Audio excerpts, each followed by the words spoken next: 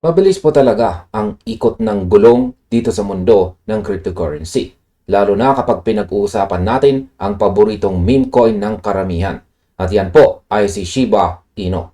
Kung noong nakaraan ay puro magagandang milestone at dagsak ng mga bagong holders ang ating ibinabalita, ngayon naman ay may bagong on-chain data na kailangan nating seryosong tiknan. Batay po sa pinakahuling ulat na kapag talaga si Shiba Inu ng malaking volume ng mga tokens na bumabalik sa mga trading platforms. Meron pong mahigit 25 billion SHIB. Ayan, highlight lamang natin saglit. Ayan, bakit ayaw? Ayan, 25 billion SHIB tokens. Ayan, ang pumasok po sa mga cryptocurrency exchanges sa loob lamang ng isang araw. Ang ganitong kalaking paggalaw ay nagpapahiwatig na bumabalik po ang sell-side pressure sa market matapos ang naganap na price rally nitong mga nakaraang araw. Para sa mga bago pa lang sa crypto trading, kapag sinabi nating exchange inflow, ito ay ang paglipat ng mga investors ng kanilang mga assets mula sa mga private wallet o cold storage papunta sa mga exchanges tulad po ni Binance, OKX o Coinbase. Ang pangunahing dahilan kung bakit ginagawa ito ng mga traders ay upang maging handa na ibenta ang kanilang mga hawak na token at i-secure ang kanilang mga kita o ang tinatawag nating profit taking. Ang on-chain metrics na ito inilabas po ng kilalang analytics platform na CryptoQuant. At ipinapakita nito na ang exchange net inflow ng SHIB ay umakyat po sa eksaktong 25.24 billion SHIB. Yan, dahil mas marami ang pumasok kaysa sa mga lumabas na token sa mga market, crypto market, nagkaroon ito ng direktang epekto sa momentum ng presyo na naging dahilan upang makaranas ang asset ng panibagong panandaliang pagbaba. Bago po natin ipagpatuloy ang ating balita dito ay silipin po muna natin ang chart ni Shiba Inu at nakikita natin na ang kanyang presyo ay ayan, mababa na po. Nasa 50 digits for 92 USDT. At ayan, nakikita po natin dito na nitong nakarang araw, noong pong June 4, ay nagkaroon na po tayo ng breakdown dito sa ating major support na 50 digits 511. Dahil nabasag po yan, ito na po ngayon ay nagsisilbing isang major resistance. At maliban po dyan ay bumuo po siya ng downtrend support. Kinuha natin sa rejection dito noong nakaraang March 8 at yung latest na rejection ay dito naman noong June 5 to June 6. Kaya nabuo ang ating downtrend minor support na yan. At ngayon umakyat po itong si Shiba Inu kaso nauntog po siya sa ating nagsisilbing major resistance ngayon dito. Ayan, kaakyat niya lamang noong June 15 pero nahirapan po siyang lagpasan ito. Kaya nauntog siya, ngayon ay nakakaranas po ulit siya ng pagbaba. Kaya ayan po, nahihirapan po talagang umangat itong si Shiba Inu. Ang nakikita ko po na magiging galaw niya ay posibleng baka babalik po siya dito kasi meron po tayong nabuo na isang support, horizontal support dito dahil sa ating rejection na nangyari dito. Yan, lagyan po natin ng price. Yan, para malaman po natin kung anong price yan. Ito po ay nasa presyong 40 digits 455. Ayan, possible po na baka babagsak siya sa mga paparating na araw at umabot siya dito. At yan, nakikita ko po talaga na kung wala pong mangyayaring balita na makakaapekto sa presyo ni Shiba Inu or walang bagong matinding developments ang Shiba ecosystem, sa tingin ko ay matatagalan po siyang magko-consolidate sa pagitan ng major resistance natin dito at minor support natin dito ngayon.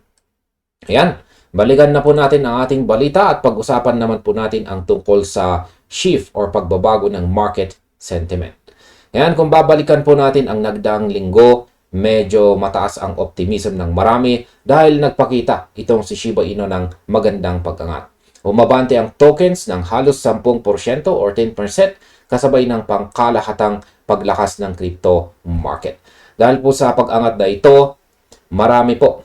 Yan, maraming speculators at saka short-term traders ang nag-abang na baka tuloy-tuloy na ang pag-akyat nito para subukang basagin ang resistance sa 50 digits 6. Ayan, dito po yan. Ngunit sa halip na hawakan ang kanilang position para sa mas mataas pang target, mas pinili ng maraming market participants na magbenta na muna at kunin ang siguradong gain or kita. Kaya sa aking opinion, ang ganitong reaction ay normal para sa mga short-term traders na walang planong mag-hold ng pangmatagalan. Ang kanilang pangunahing layunin ay sumabay sa hype, kumita ng mabilis at lumabas agad kapag humina ang buying momentum. Dahil po sa biglaang pagdagsa ng mga depositong ito sa mga exchanges, ang short-term price outlook ni Shiba Inu ay nakaranas po ng matinding pabigat. Ang buying volume na nagtulak sa presyo pa ay taas nitong mga nakaraang araw ay unti-unting napantayan at nalamangan ng dagsa ng mga gustong magbenta. Ipinapakita lamang nito na ang market sentiment ay mabilis magbago mula sa pagiging sobrang bullish patungo sa pagiging maingat o cautious. Yan, pag-usapan naman po natin ang tungkol sa exchange net flows.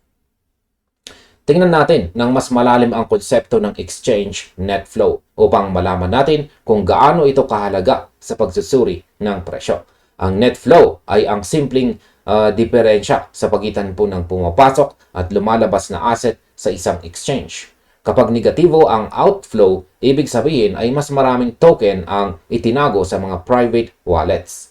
Ito po ay isang bullish signal. Ngunit kapag naging positibo ang net flow, tulad ng nakita natin sa datos ng crypto quant kung saan pumasok ang 25.24 billion SHIB, ito po ay tinuturing na bearish signal.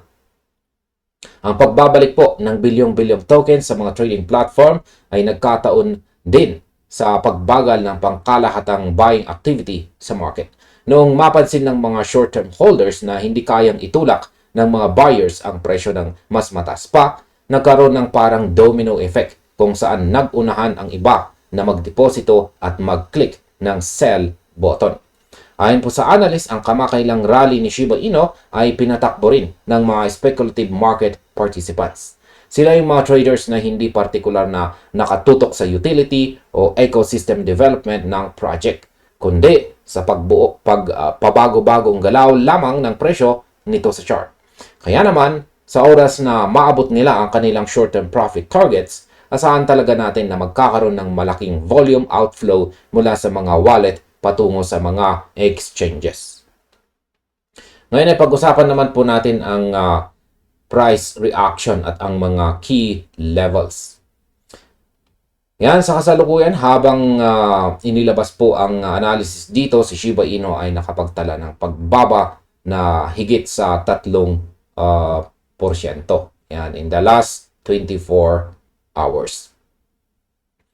Yan, ang pullback o pagbaba na ito ang nagtulak sa token o kay SHIB upang mahulog muli sa ilalim ng critical na support level na 50 digits 5. Dahil sa pagbagsak na ito, sa ibaba ng 50 digits 5, nabawasan po ang tsansa na magkaroon ng agarang retest sa target price na 50 digits 6. Upang muling makuha ni SHIB ang kanyang bullish structure, kailangan muna nitong maubos ang mga natitirang sell orders sa mga exchanges at magpakita ng panibagong consolidation pattern sa kasalukuyang price level nito.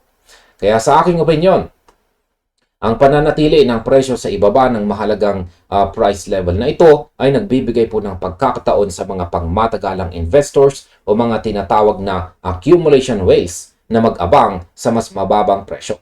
Kung ang mga speculative traders ay nagmamadaling lumabas upang kumuha ng maliit na kita, ang mga long-term believers naman ay karaniwang naghihintay lang na humupa ang selling pressure bago muling mag-ipon ng tokens. At ayan, sa kabuuan, ang pinaka-huling exchange flow data ng Shiba Inu ay nagpapatunay lamang na ang market ay kasalukuyang sumasa ilalim sa isang mahalagang adjustment periods matapos po ang nagdaang pag-angat.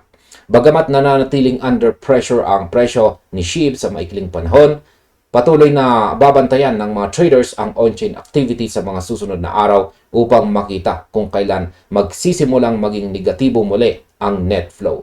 Ang pagbaba ng presyo at ang pagtaas ng exchange deposits ay bahagi ng natural na cycle ng crypto market, lalo na para sa mga assets na may mataas na volatility tulad ng mga meme tokens. Ang mahalaga po ngayon ay makita natin kung magkakaroon po ng sapat na buying demand na sasalo sa mga bilyong-bilyong tokens na inilagay sa mga exchanges.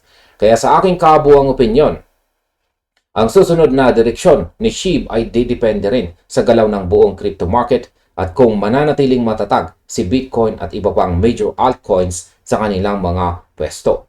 Kaya siguraduhin laging updated sa mga on-chain metrics at huwag magpadala sa emosyon kapag nakakakita ng mga red candles sa chart. At hanggang dito na lamang po tayo sa video na ito mga ka-crypto. Maraming salamat sa inyong panonood. Maaaring panoorin na rin po ninyo ang recommended video natin dito.